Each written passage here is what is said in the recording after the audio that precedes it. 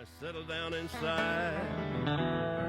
He asked me if I'd seen a road with so much dust and sand, and I said, listen, I've traveled every road in this here land. I've been everywhere, man. I've been everywhere, man. Across the deserts bare, man. I breathe the mountain air, man. I've traveled, I've had my share, man. I've been everywhere. I've been to Reno, Chicago, Fargo, Minnesota, Buffalo, Toronto, Winslow, Sarasota, Wichita, Tulsa, Ottawa, Oklahoma, Tampa, Panama, Mattawa, La Paloma, Bangor, Baltimore, Salvador, Amarillo, Tocopilla, Barranquilla, and Padilla. I'm a killer. I've been everywhere, man. I've been everywhere, man. Across the deserts bare, man. I breathe the mountain air, man. I've traveled, I've had my share, man. I've been everywhere. I've been to Boston, Charleston, Dayton, Louisiana, Washington, Houston, Kingston, Texarkana, Monterey, Faraday, Santa Fe, Tallapoosa, Glen Rock, Black Rock, Little Rock, Oskaloosa, Tennessee, Chicopee, Spirit Lake, Grand Lake, Devil's Lake, Crater Lake, the Beach Lake. I've been everywhere, man. I've been everywhere, man. Across the deserts bare, man. I breathe the mountain air, man. I've traveled, I've had my share, man. I've been everywhere. I've been to Louisville, Nashville, Knoxville, Omaha, Shefferville, Jacksonville, Waterville, Costa Rica, Pittsfield, Springfield, Bakersfield, Shreveport, Hackensack, Cadillac, Fond du Lac, Davenport, Idaho, Jellicoe, Argentina, Diamantina, Pasadena, Catalina. See what I mean? I've been everywhere, man. I've been everywhere, man. Across the deserts bare, man. I breathe the mountain air, man. I've traveled, I've had my share, man. I've been everywhere. I've been to Pittsburgh, Parkersburg, Gravelburg, Colorado, Ellensburg, Rexburg, Vicksburg, Eldorado, Larimore, Atmore, Havistock. Hello everyone and welcome to my YouTube channel.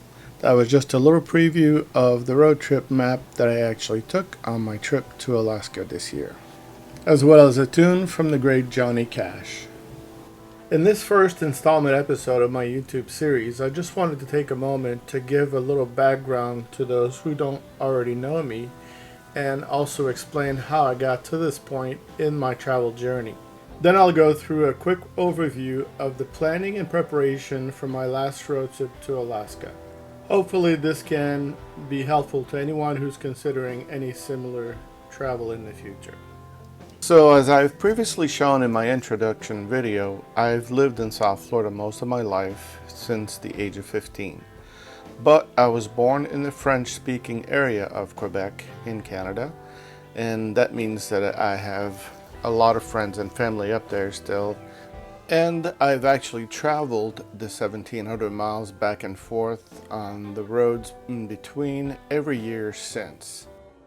Usually I would just go and visit there quickly and then come back. But since 2009, I've actually spent my entire summer seasons living in an RV on land that my family still owns in a very nice rural area in proximity to two cities. And this is what brings me to my neighbors Jean-Marc and René, who were actually the first ones to mention to me that they wanted to go to Alaska. And so when they did that, I said, hello, me too.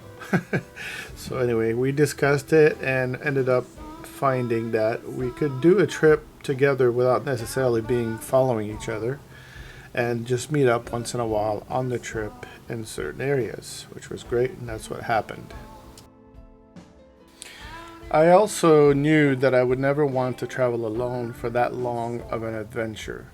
By using Facebook travel posts, I searched for someone who might be interested in going on this trip by posting a general map and length for the entire trip to see if anyone could be interested to travel with me as co-pilot, or even to travel along with me so that we could share this once-in-a-lifetime experience. Sure enough, I quickly found several people who showed interest, but one in particular was compatible enough to go with me. So Rachel decided to meet me up in Quebec for a while in the summer so that we could get a chance to know each other and do a few activities, as well go with Jean-Marc and René to a couple of weekenders. So we all got along and decided that it would be great to travel. So Rachel is from Philadelphia, and she already is used to living in a small space since she had been living in her Astra van for the last 5 years. So no problem with a 6x12 cargo conversion with all the amenities, plus nothing was holding her back home, so she could travel for that period of time. Another friend of mine who expressed interest in joining along with us for part of the trip was a childhood friend who went to a boarding school with me for 3 years. Bert ended up moving to Vancouver, but we always kept in touch. He worked as a tour guide all over the US and Canada for over 20 years for a company called Trek America and became a very knowledgeable person about all the top spots to visit. So of course we met up once we got to Canada. The last member of our crew was my cat Martini, who as it turns out was a great travel companion. Since I had heard of horror stories of people losing their pets during travel for many reasons, I actually tested her camping abilities on a few short trips before leaving, and she passed the tests with flying colors. So I was able to bring her along and not have to worry about her too much. She was only 2, so she easily adapted to traveling.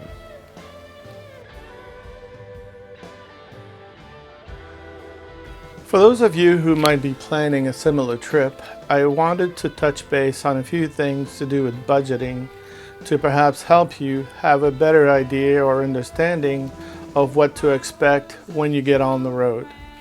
In my case, I must explain that I have a steady rental income from a house where I reside in Florida. But in order to be able to afford this longer type of travel, it was necessary for me to try to be as frugal on the things I could easily avoid spending on, like campgrounds and hotels, even restaurants, at least some of the time. This is why I built my own cargo conversion and plan to travel accordingly. That being said, it means that expectations have to be well understood about doing this type of travel. You have to be comfortable with both boondocking in cities and know how to do it well to avoid trouble, as well as being prepared for wild camping in forests or BLM land when you can find the locations to do it. Which, by the way, out west and everywhere up through Canada and in Alaska is not a problem. They can both be just as rewarding and a great way to save money. For example, I think that for the 6-month trip that I was on, there were only a few times that I actually paid for camping, and mainly the reasons were so that we could have exclusive access to either activities available there or rivers and trails. So when it comes to actually setting yourself up and doing some planning and preparation, the important things that I like to consider are, first of all, fuel, the timing of your trip, planning for food and water, and getting passes for parks or discount cards.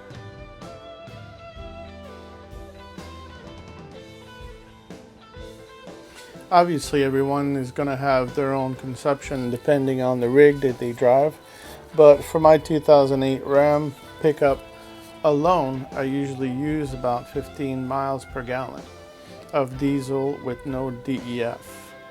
When I was on this trip though, I was pulling this cargo trailer filled with tools, usually enough food to last a week, and fuel for all of the activities like wood, gas, plus a quad in the bed, as well as 2 kayaks on top, plus a total of about 40 gallons of water. On this trip, I drove close to a total of 20,000 miles, or about 32,000 kilometers, in just over 6 months, for a total of 216 days, and I spent a total of $4,858 US on diesel. On average, I paid $4.72 per gallon for the whole trip, but that was more or less depending on where we were For example, on the eastern seaboard, it was more like $4.35. In the west, $4.85. In Western Canada, $5.34. And in Alaska, $4.34. In the US, you can use a free discount card called Open Roads TSD, which lets you buy fuel at a discounted price of up to about 40 to 50 cents less per gallon. When using that, I was able to sometimes save up to 15% depending on the location. Food is obviously something that must be managed well, but it doesn't necessarily have to be an extra expense from your day-to-day life. In my case, for example, for the entirety of my 6-month trip, I was able to actually only spend a reasonable average of $20 a day. So that amount is per person, obviously, but this includes all of the restaurants, grocery stores, delis, fast foods, or even all the convenience stores we stopped in. To my surprise, this is the same exact average amount that I usually spend when I'm living at home, so it worked out great.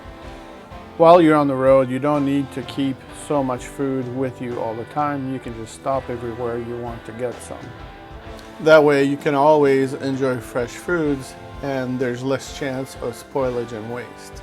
The only time it's worth keeping a bit more is when you know you're going to have to pay more, or if you know that you're going to an area that is very remote and the food stores are far and few in betweens. Those are usually more expensive.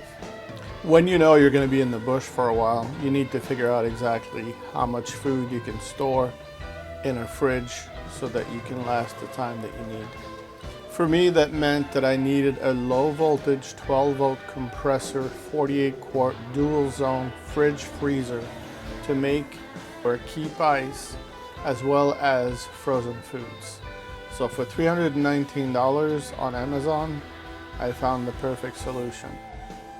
Other than that fridge, we also used a smaller 16 quart similar fridge with a compressor, as well as a 21 quart roto molded cooler for ice and drinks in the truck. On this trip, I had a variety of ways to cook food. I had a 12 volt oven in the truck, a BioLite wood stove, and a propane Coleman barbecue stove. When it comes to fresh drinking water, we rotated between 3 different 5-gallon jugs that we were able to easily refill anywhere we went for about $10 to $15. You can also get manual or even rechargeable USB water bottle dispensers that are simple to use and work great. The 30-gallon tank that we used from the bed of the truck is mainly for hot water usage when we're cleaning or showering. Potable water is free from dump stations in cities and most campgrounds and easy to find at truck stops and most gas stations that will have hookups. But you usually need to carry a longer drinking water hose that won't smell or taste like rubber, or add a simple carbon RV water filter inexpensively to the hose connection if you wish. So this concludes the basic preparations I planned for as I was preparing the conversion build. In the next few episodes, I'll be talking more specifically about each of the different parts of the build, like solar, plumbing, and the rest of the systems that I put in place to be able to be functional, as well as, more importantly, be able to independently travel without paying for any services while we're on the road.